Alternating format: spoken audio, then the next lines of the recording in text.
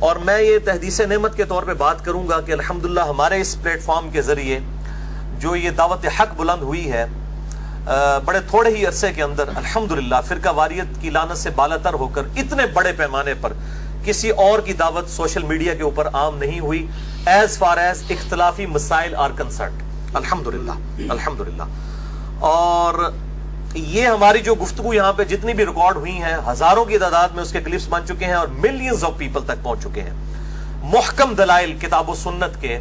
اور اجماع کی حجیت کو مانتے ہوئے الحمدللہ سامنے رکھے جاتے ہیں فرقوں کی لعنت سے بالاتر ہو کر۔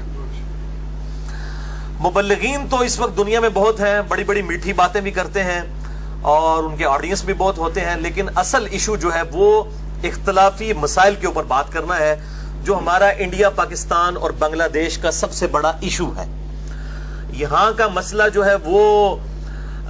صرف اخلاقیات کا یا کردار کا نہیں ہے، بلکہ سب سے بڑا ایشو جو ہے وہ یہاں پر عقائد اور نظریات کا ہے۔ بڑے بڑے اچھے اخلاقیات والے لوگ ہیں، لیکن ان کے عقیدوں کے اندر شرک پایا جاتا ہے، نبی صلی اللہ علیہ وآلہ وسلم کی گستاخی پائی جاتی ہے۔ اب ایسے شخص کی میٹھی میٹھی باتیں، ایسے مبلغین کی میٹھی میٹھی تعلیمات کسی کام کی نہیں ہے اگر ان کے عقائد کے اندر اس قسم کا بگاڑ موجود ہے۔ اس لیے عقائد جو ہیں یہ بنیادی چیز ہیں، اور اس کے باوجود میں یہ کہوں گا ابھی بھی کچھ مبلغین ایسے ہیں سوشل میڈیا کے اوپر جن کی دعوت انٹرنیشنل لیول کے اوپر بہت بڑے پیمانے پر پھیلی ہے، جو کافی حد تک فرقوں سے آزاد ہیں الحمدللہ، اور میں ایسے تمام لوگوں کی دل سے قدر کرتا ہوں۔ البتہ جو ایک کڑوا کام تھا اختلافی موضوعات کو فرقہ واریت کی لعنت سے بالاتر ہو کر کسی مکتبہ فکر کی جیت کے لیے نہیں بلکہ کتاب و سنت کی جیت کے لیے، اس حوالے سے مجھے ابھی تک کوئی اسپیکر انٹرنیشنل لیول کے اوپر نظر نہیں آیا کہ جو یہ کام کرے۔ اور ظاہر ہے کہ یہ کام کرنے کا مطلب ہے گالیاں کھانا۔ وہ اگلے دن میری وائف بھی مجھے کہہ رہی تھی کہ جی طارق جمیل صاحب کے لیکچرز کے نیچے تو لوگوں نے صرف تعلیمات جو ہے وہ تعریفی کلمات ہی لکھے ہوتے ہیں، اور آپ کی ویڈیوز کے نیچے کئی لوگوں نے بہت تعریف کی ہوتی ہے، کئی لوگوں نے گالیاں بھی نکالی ہوتی ہیں۔ تو میں نے کہا کہ وجہ یہ ہے کہ طارق جمیل صاحب جن ایشوز کے اوپر بات کر رہے ہیں اس میں گالیاں تو کسی نے نہیں نکالنی، وہ تو میٹھی میٹھی باتیں ہیں۔ گالی تو انسان اس وقت نکالتا ہے جب انسان کے عقائد اور نظریات کے اوپر زد پڑتی ہے، پھر بڑا مشکل ہو جاتا ہے حق بات کو ہضم کرنا۔ تو انبیاء اکرام علیہ السلام کی دعوت کا خاصہ بھی یہ ہے کہ ان کو گالیاں بھی کھانی پڑی، ان کے سکینڈل بھی بنے، ان کو قتل بھی کیا گیا۔ آج بھی نبیوں کے پیٹرن کے اوپر ان کی تعلیمات کو جو بندہ عوام تک پہنچائے گا اس کے ساتھ بھی یہ سارے معاملات ہوں گے۔ یہ بالکل نیچرل چیز ہے، کیونکہ جن کے مفادات جڑے ہوئے ہوتے ہیں فرقوں کے ساتھ، جب ان کے فرقوں کے اوپر زد پڑتی ہے تو ظاہر ہے ان کو پھر تکلیف ہوتی ہے، پھر وہ اس چیز کا بھی لحاظ نہیں کرتے کہ وہ کسی شخص کے رد میں جھوٹ بول رہے ہیں یا سچ بول رہے ہیں، وہ اس چیز سے بھی آزاد ہو جاتے ہیں۔ اخلاقی برائی میں اس حد تک وہ پستی کا شکار ہو جاتے ہیں، وَلِعَاذُ بِاللَّهِ تعالی، اللہ تعالیٰ ایسے لوگوں سے محفوظ فرمائے۔ بہرحال میں الحمدللہ کسی کو اجازت نہیں دیتا کہ وہ میری محبت کے اندر آ کے کسی کی ویڈیو کے نیچے جواب دیتے ہوئے گالی گلوچ کرے، یا میری ویڈیو میں کسی نے کوئی کامنٹس کیے ہیں تو اس کا جواب وہ گالی گلوچ سے دے۔ میں نے بالکل اعلان برات پہلے دن سے کیا ہوا ہے کہ میں سوائے اپنی ویڈیو کے، اور وہ بھی آؤٹ آف کانٹیکسٹ نہیں، پورا جملہ پورے کانٹیکسٹ کے ساتھ جو میں نے گفتگو کی ہے صرف اس کا پابند ہوں، کیونکہ بعض لوگ میرے بیچ کے جملے اٹھا کے وہ بھی سوشل میڈیا کے اوپر اپلوڈ کر کے تو اپنا لقمہ جو ہے وہ اس کے منہ میں ڈالنے کی کوشش کرتے ہیں، وہ پکڑے بھی جاتے ہیں۔ تو بہرحال اس کے باوجود میں کسی کو اجازت نہیں دوں گا کہ وہ کسی کے گالی گلوچ کے مقابلے پر میری محبت کے اندر گالی گلوچ کرے، یہ بالکل دین کی تعلیمات نہیں ہے الحمدللہ۔ اسی کانٹیکسٹ میں میرے بھائیوں، اپنے علاوہ میں جن 8 مبلغین کو جانتا ہوں اس وقت انٹرنیشنل لیول کے اوپر آج کی ڈیٹ میں 10 جون 2017 کہ جن کی دعوت بہت بڑے پیمانے پر پھیلی ہے، اختلافی موضوعات کے اعتبار سے میں بات نہیں کر رہا، اس سے ہٹ کے، اور کافی لوگ جو ہے وہ ان سے عقیدت رکھتے ہیں، ان میں ان لوگوں کا نام نہیں لوں گا جو فرقوں کی تعلیمات کو پھیلا رہے ہیں، وہ تو آپ سمجھ لیں کہ ہزاروں کی تعداد میں ہے۔ میں ان 8 لوگوں کی بات کر رہا ہوں جن کی بات دنیا میں سب سے زیادہ سنی جاتی ہے، باوجود اس کے کہ ان میں سے ہر ایک کے ساتھ میں شدید ترین اختلاف رکھتا ہوں، لیکن ان کی جو علمی خدمات ہیں میں تہ دل سے ان کی قدر کرتا ہوں الحمدللہ۔ باقی علماء کی تو حالت یہ ہے کہ وہ جب کسی کی غلطی نکالتے ہیں تو ساتھ اس کو اسلام سے بھی باہر نکال دیتے ہیں۔ میں الحمدللہ سب سے اختلاف رائے رکھتا ہوں، اس کے باوجود سوائے قادیانیوں کے میں تمام مکاتب فکر کے لوگوں کو، علماء کو مسلمان سمجھتا ہوں الحمدللہ، اور جو اختلاف رائے ہے وہ ویڈیو کے اندر ریکارڈ کروا دیتا ہوں. یہی ایک مسلمان کا ایٹیچیوڈ ہونا چاہیے. تو میں پھر یہ اعلان کروں گا کہ میں اہل سنت کہلوانے والے تمام گروہ، خواہ بریلوی ہوں، دیوبندی ہوں، اہل حدیث ہوں، حنفی، شافعی، مالکی، حنبلی، اور اس کے علاوہ جتنے بھی آف شوٹس ہیں، اس کے علاوہ اہل تشیع کے آف شوٹس ہیں، اثنا عشری ہوں اور زیدیہ ہوں، اور باقی میں سب کے سب لوگوں کو مسلمان سمجھتا ہوں سوائے قادیانیوں کے. یا نصیریہ ایک اہل تشیع کا ٹوٹا ہوا فرقہ ہے، جس طرح اہل سنت میں سے قادیانی فرقہ الگ ہوا اور اہل سنت نے ان کو اپنے اس مکتب فکر سے بھی اور اسلام سے بھی نکالا، اسی طریقے سے نصیریہ ایک گروہ ہے جو عموماً شام کے اندر پایا جاتا ہے، جو سیدنا علی کے لیے معاذ اللہ الوہیت کا عقیدہ رکھتے ہیں. اثنا عشری جو ہمارے بھائی ہیں وہ ان کو کافر سمجھتے ہیں. تو یہ دو مین فرقے ہیں، نصیریہ جو اہل تشیع کا آف شوٹ ہے اور قادیانی جو کہ اہل سنت کا آف شوٹ ہے. ان دونوں کے علاوہ میں تمام مکاتب فکر کے علماء کو اور عوام الناس کو الحمدللہ مسلمان سمجھتا ہوں، لیکن اختلاف رائے جو ہے وہ میں ڈنکے کی چوٹ پہ کرتا ہوں الحمدللہ. تو وہ جو 8 مبلغین ہیں میں ان کا تعارف شروع میں ہی کروا دیتا ہوں. نمبر 1 مولانا طارق جمیل صاحب حفظہ اللہ تعالی. میں ان کی دل سے قدر کرتا ہوں، اتحاد امت کے حوالے سے اور لوگوں کی اخلاقی تربیت کرنے کے اعتبار سے جو کچھ ان کی ایفرٹس ہیں وہ بالکل میں دل کے ساتھ قدر کرتا ہوں. لیکن ساتھ ہی ساتھ وہ جو سٹوریز سنا دیتے ہیں اپنے لیکچرز کے اندر اور من گھڑت احادیث جس سے بد عقیدگی پھیلتی ہے، میں بالکل اعلانیہ ان کو کنڈیم کرتا ہوں الحمدللہ. نمبر 2 ڈاکٹر اسرار صاحب رحمہ اللہ تعالی، جو میرے ایک اعتبار سے استاد بھی ہیں قرآن حکیم کے حوالے سے. جو ان کی خدمات ہیں بہت ایکسٹراڈنری ہیں، بلکہ اس ماڈرن دور کے اندر کسی بھی شخص نے اس بڑے لیول کے اوپر قرآن کی خدمت نہیں کیا. اس کے باوجود جو ان سے بحیثیت انسان غلطیاں ہوئی، میں ان غلطیوں کو غلطی ہی سمجھتا ہوں اور ان معاملات میں ان کے ساتھ نہیں ہوں. بہرحال ان کی علمی خدمات کی میں دل سے قدر کرتا ہوں. نمبر 3 جاوید احمد غامدی صاحب، میں ان کو بھی اپنا استاد مانتا ہوں اور بسا اوقات ان کی تعریف کرنے کی وجہ سے مجھے بڑی گالیاں بھی کھانی پڑتی ہیں. حالانکہ سب سے زیادہ ان کے خلاف علمی طور پہ لیکچر میں نے ریکارڈ کروائے ہیں، خواہ وہ داڑھی کا مسئلہ ہو، نزول عیسیٰ کا مسئلہ ہو، پردے کا ایشو ہو، اس قسم کے اور ایشوز کے اوپر میں نے بائی نیم ان کے خلاف لیکچرز ریکارڈ کروائے ہوئے ہیں الحمدللہ. بہرحال میں ان کی جو ماڈرن اس دور میں الہاد کے پوائنٹ آف ویو سے جو ایک فتنہ کھڑا ہوا ہے اس کے مقابلے پر آج کل کے جو ماڈرن نوجوان ہیں ان کے وسوسوں کو سیٹل کرنے کے اعتبار سے ان کی خدمات کو میں دل سے خراج تحسین پیش کرتا ہوں. اختلاف رائے اپنی جگہ رکھتا ہوں. 4تھے نمبر پہ ڈاکٹر ذاکر نائک ہیں حافظہ اللہ تعالی. کمپیریٹیو ریلیجن کے پوائنٹ آف ویو سے یہود و نصارہ اور ہندوازم کے خلاف جو ان کی خدمات ہیں وہ بہت ہی قابل تحسین ہیں اور بڑے انٹلیکچوئل لیول کے اوپر جا کے انہوں نے الحمدللہ اسلام کی حقانیت لوگوں پر واضح کی ہے. لیکن ساتھ ہی ساتھ ود ان ریلیجن جو اختلافی مسائل ہیں اس کے اندر وہ بالکل کمزور ہیں، اور ضروری نہیں ہوتا کوئی ایک شخص ایک فیلڈ میں بہت اچھا ہو تو دوسری فیلڈ میں بھی اچھا ہو.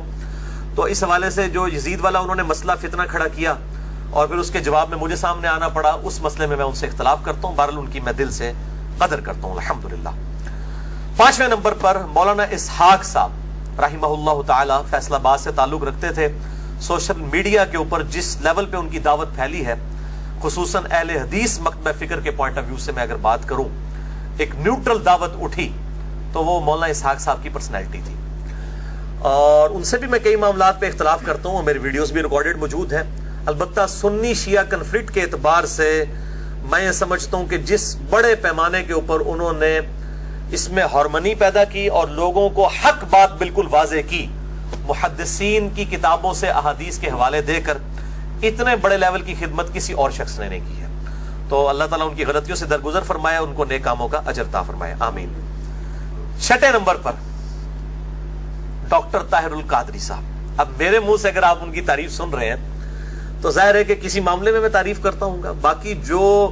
ان کے عقائد اور نظریات کے اندر خرابیاں موجود ہیں، بائی نیم میں نے ان کا رد کئی ایک لیکچرز کے اندر کیا ہے، نور و بشر والے مسئلے کے اندر، بدعت والے ایشو کے اوپر. بہرحال ان کی جو خدمات ہیں اس حوالے سے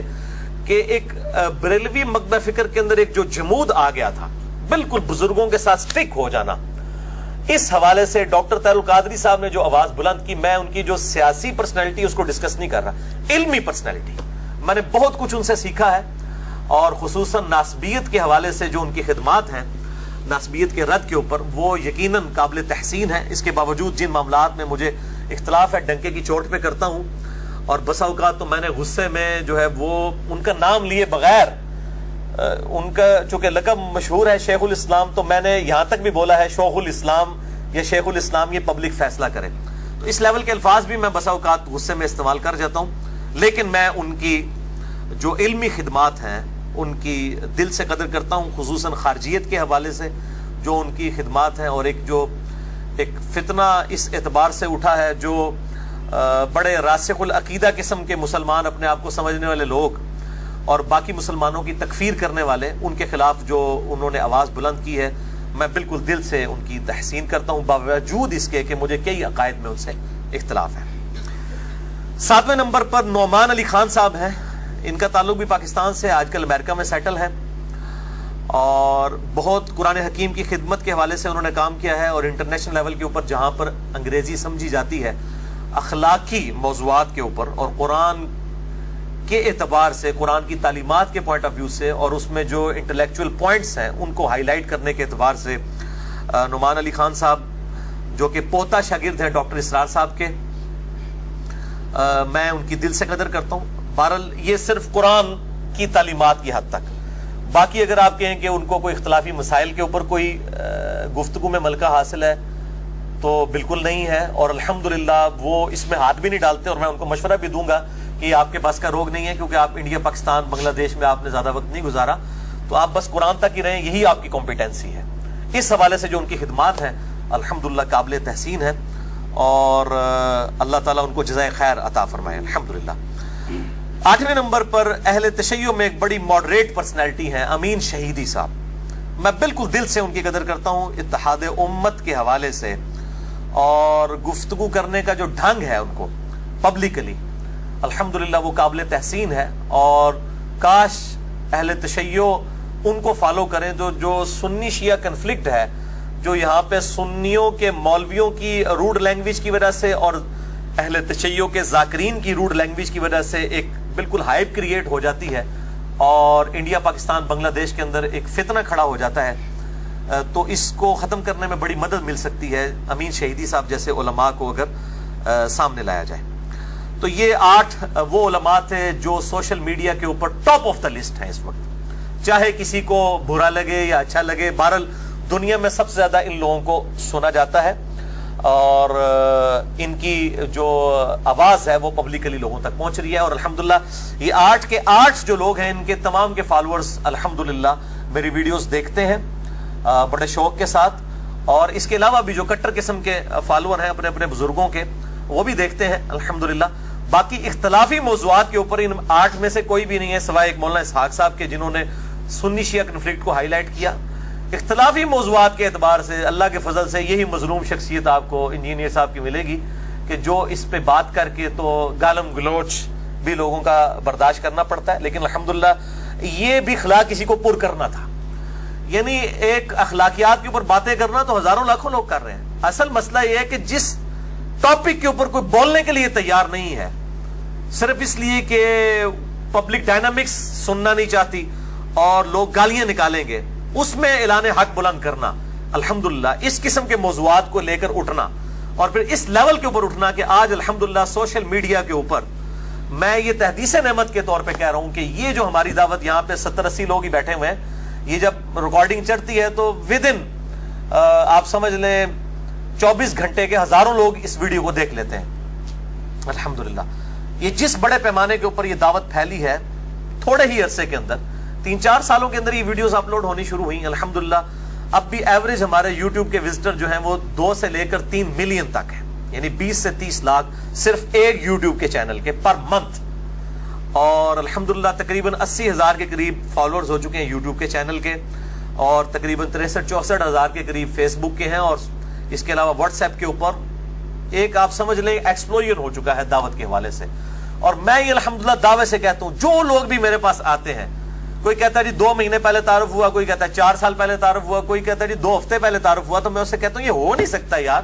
کوئی بندہ یوٹیوب پہ بیٹھا اور مجھے 2 ہفتے پہلے وہ جانے, کہتا نہیں جی 2 ہفتے پہلے یوٹیوب پہ بیٹھنا شروع کیا, پہلے دن ہی آپ کا تعارف ہوا.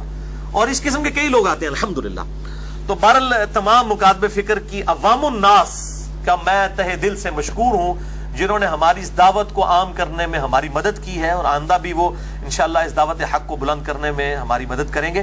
انشاءاللہ تعالی. تو یہ تو وہ 8 سپیکرز تھے. باقی رہے محققین جنہوں نے تحقیقی کام کیے ہیں انٹرنیشنل لیول کے اوپر اس ماڈرن ایج کے اندر. مولانا مودودی رحمہ اللہ تعالی المتوفا 1979 عیسوی بہت بڑی پرسنالٹی ہیں, اور ان کی تحقیقات سے ہم فائدہ اٹھاتے ہیں. اسی طریقے سے دور حاضر میں وحید الدین خان صاحب ہیں انڈیا کے. میں کئی معاملات میں ان سے اختلاف بھی کرتا ہوں, لیکن کئی چیزوں میں بڑا بہترین انہوں نے کام کیا الحمدللہ, اور اس وقت تقریباً 90+ ان کی ایج ہو چکی ہے. اسی طریقے سے یوسف القرضاوی صاحب ہیں, مفتی اعظم قطر, ان کی بھی تقریباً 90 سال کے قریب عمر ہو چکی ہے. یہ جو قطر والوں نے فلم بنائی تھی سیدنا عمر فاروق رضی اللہ تعالیٰ عنہ علیہ السلام پر, عمر سیریز, اس کے کنسلٹنٹ وہی ہیں یوسف القرضاوی, جنہوں نے مولانا مودودی رحمہ اللہ تعالیٰ کا جنازہ بھی پڑھایا تھا, اور مولانا مودودی کو وہ اپنا امام مانتے ہیں.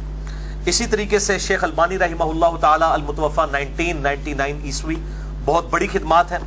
اور میرے مرشد اور استاد شیخ زبیر علیزئی رحمہ اللہ تعالیٰ المتوفا 2013 عیسوی بمطابق 1435 ہجری, ان کی بہت بڑی خدمات ہیں. اسی طریقے سے انٹرنیشنل لیول کے اوپر ڈاکٹر شبیر علی صاحب ہیں, عیسائیت کے خلاف, کرسچینٹی کے خلاف, جو اسی طریقے سے الحاد ایتھیزم کے خلاف ان کی بہت بڑی خدمات ہیں. احمد دیدار صاحب رحمہ اللہ تعالیٰ کرسچینٹی کے خلاف, ان کی بہت بڑی خدمات ہیں. اور اسی طریقے سے بریلوی مکتب فکر میں غلام سود سعیدی صاحب, جن سے میں نے بہت استفادہ کیا, فوت ہو چکے ہیں, اللہ تعالیٰ ان کی مغفرت فرمائے. بہت بڑے عالم دین تھے, مفتی منیب الرحمان صاحب کے مدرسے کے اندر وہ شیخ الحدیث تھے. بہت بڑی خدمات ہیں ان کی. شرح صحیح مسلم جو انہوں نے لکھی ہے, میں سمجھتا ہوں کہ بریلوی مکتب فکر کے اندر ایک تحقیق کا دروازہ انہوں نے الحمدللہ کھولا ہے. اسی طریقے سے اہل تشیع میں جو امین الحسینی صاحب ہیں, جنہوں نے بہت ہی محققانہ کتابیں لکھی ہیں. کئی معاملات میں اختلاف بھی ہے, لیکن اہل تشیع مکتب فکر میں ایک ماڈریٹ آواز جو کتاب و سنت کے دلائل کی بنیاد کے اوپر بلند ہوئی ہے, اس حوالے سے ان کی خدمات میں تہ دل سے ان کا جو ہے مشکور ہوں. میں نے ان کی کافی کتابیں پڑھی ہیں, شیعت کا مقدمہ, اس طریقے سے نماز پیمبر,